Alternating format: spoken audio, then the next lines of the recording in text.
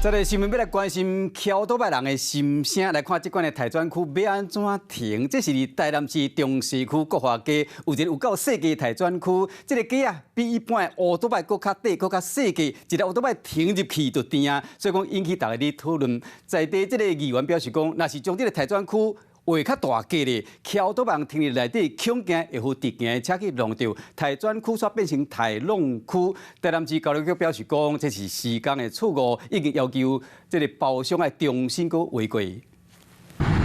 乌倒摆停伫咧台专区，毋过看即个街啊，乃遮尔古锥，大台机车停入去，半个车身就伫咧街路口。啊，即个机车台专区乃遮尔细格。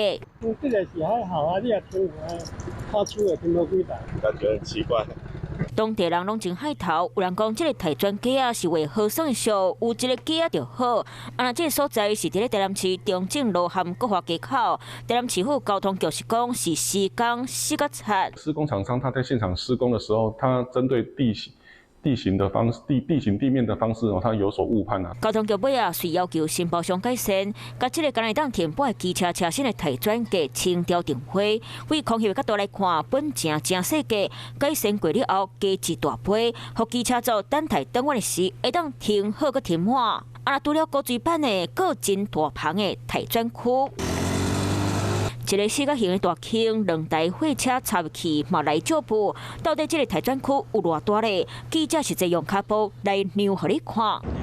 2、3、4、5、3、4、15。有10公尺长，12公尺宽，真正是有够大。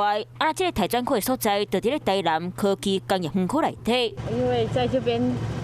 早晚上下班车很多，因为上下班的时段机车是不遮多，所以这个画甲遮尔大架，差不多会当停30多台机车，讲是全国上大的台专区。都有网友人面前分享，嘛有真侪人拢大开眼界。Hello， 我是易景，想要抢先掌握最及时的新闻资讯吗？赶快按赞、订阅、开启小铃铛，锁定华视新闻的 YouTube 频道。